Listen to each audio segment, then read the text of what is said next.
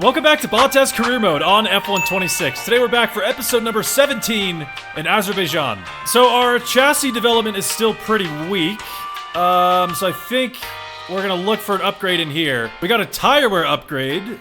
That might be kind of nice. Major upgrade as well. Okay, we'll throw that on the car.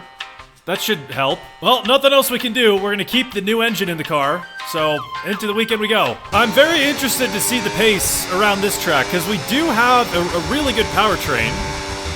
So we should have good straight line speed, but in Monza, we weren't really fighting at the front. So we'll see about that. And also, the car setup so far has been a little bit difficult. I'm struggling to get it fixed. Oh, yeah, there we go. Yeah, the rears are not happy on this setup at all. I'm trying to tweak it, like the anti-roll bars and the suspension, but nothing's really working. Yeah, I don't know. I'm still really not confident in this setup. I mean, we're in P3 now. I think we're just gonna have to deal with it. Okay, into qualifying we go. We'll see how this goes. Still not super confident in the setup, but I'm gonna try my best. First lap in Q1 will be a 1:41.0. That puts us P9. And I think that actually might be pretty terrible. Yeah, there we go. Dead last. We're 3 seconds off of pole. Okay, we need a really good lap here.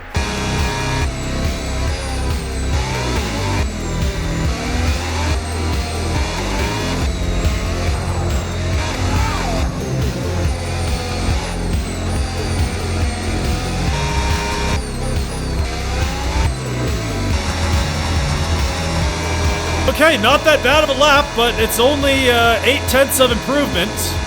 So I'm pretty sure that is still gonna be dead last. There it is. Twice in a row, man.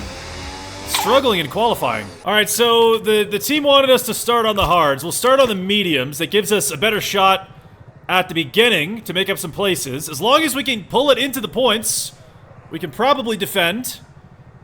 But that's what we'll do. 2 sets of 8 laps on the mediums, and then 10 on the hards. Alright, we got a lot of work to do. I mean, it's been done before. We went P21 to P1 in Hungary. And there is a good chance for a safety car around a track like this, so hopefully something like that can help us out. Alright, here we are. Pretty much at the very back of the grid. P20... Oh, I hit the brakes a little too early. Not the best start, but here we go. The 5 red lights are on. And we are racing around Baku for 26 laps. We got a good start off the line. Gonna look down the inside into turn 1. I think we're 3 wide through the first corner, just barely sneaking past. Bit of contact. Can try to get another move done here. A little more contact. Again, 3 wide through turn 2. We've got Behrman and Russell up ahead. Can probably try to get a move done here. Look to the inside again. Side by side with Russell under braking. Really gonna try to make sure we can get this extra place. We're still fighting Russell. Still alongside the Mercedes. Got the outside here. Luckily we can make it stick. So that's up to P12 on the start. We've got Perez just ahead. Everyone's a bit slow through here. So we might have a chance to make a run on our teammate. Gonna dump the battery on the exit here. We're in the slipstream. This should be nice and easy to get past our teammates. And that is up to P11. So 1 place away from the points. Perez is definitely sticking close. We might see a move down here. There goes the rear end. Gonna dump the battery, try to stay ahead of our teammate, but he's already on the inside. Gonna leave him plenty of space into this left-hander. Did he just... I think he just hit the wall. Yeah, I don't think that's my fault. I think we left plenty of space on the inside. And he's out! Oh. That's not a good look. On to lap 3. I feel like we're barely sticking with Ocon here. We're We're still within a second, but using a lot of battery throughout the lap to do it. So, most likely, our pace is not there. Yeah, we're already starting to lose touch to some of these cars in front. I feel like I'm having to drive a bit cautious into some of these corners. We've got Russell putting the pressure on behind. There goes the rear end once again. That's going to invite Russell to the inside. Going to leave plenty of space for the Mercedes. Onto the straight we go. Got to dump the battery. And the rears are like, there's something, yeah, already 30% wear on the rears. There goes Russell. There goes someone else as well, Behrman, down to P13. And there's not too much we can do about that, especially with the rears so worn out already. This is going to be a real problem because we're only on lap 4. We still have 4 more laps to go on these tires. They're already at like, 35%. Just barely sticking to the Haas at this point. I mean, using a lot of battery to do it as well. There goes the rears again. That's not going to help the tire wear. I feel like I'm braking so early to avoid the fronts locking and the rears kicking out, and it just doesn't help. 40% now in the rear right. That is really bad. Well, we've lost Behrman. We've got Colapinto 3/10 behind. This is not looking good. I think this is where we'll see a move from Colapinto. He's got the boost mode. He's got the slipstream as well. We're going to try to keep the inside. That should be easy enough to cover off a move from the Alpine. So keeping P13 for now. Oh my god, dude. The rears are just completely gone. That is absolutely insane. Literally no grip on the back end. Oh my god, they almost went right there. That's crazy. I mean, what's the tire wear has got to be so bad. 63% on heading on to lap 8. So luckily we come in at the end of this lap, but that is an absurd amount of wear for 8 laps. I really hope the next stint is a little better. You're gonna have to, oh my god, almost hit the wall right there. Gonna have to take care of the rears from the start, just completely all over the place right now. Absolutely no grip on the back end of this car. Just literally fighting it through every corner. It's so bad. I am very happy to be getting some new tires. We've lost so much time to the cars in front. Yeah, 72% on that rear right in 8 laps on mediums. That's insane. So hopefully we can try to take better care of the next... Oh my god, I have no words for that. Okay, well, here are the mustache mechanics onto our second set of mediums. Hopefully this stint goes a little bit better. That was probably the worst opening stint I've ever done. The big thing is just limiting the wheel spin and limiting the front locking into the heavy braking zones, because what's happening is you lock the fronts and the rear gets unstable, and then that's when you get a lot of wheel spin. It cooks the rear, so you just need to fix that. That's going to be Bortoleto getting past. Not going to fight that. We'll just let him go for now and get him back later, but we're passing a couple people in the pit lane. Nice work. So that will bring us up to P18 on lap 10. I think we can probably get the move done here. Back on Bortoleto, we've got the boost down the straight. We've got kind of a double slipstream as well. Pulling in front of the Audi alongside Liam Lawson. I think he's diving into the pit lane. Bortoleto pulls back in front. I don't really think I want to risk a dive down there. Just want to take it easy on the tires. Okay, we'll try it again. It seems like we might have a bit more speed this time around. We've got the boost as well. Passing Bortoleto back up to P13. All right, we got Gasly pretty close behind here. I don't think he's close enough to go for a move yet, but I'm sure we're going to see some fighting with the Alpine.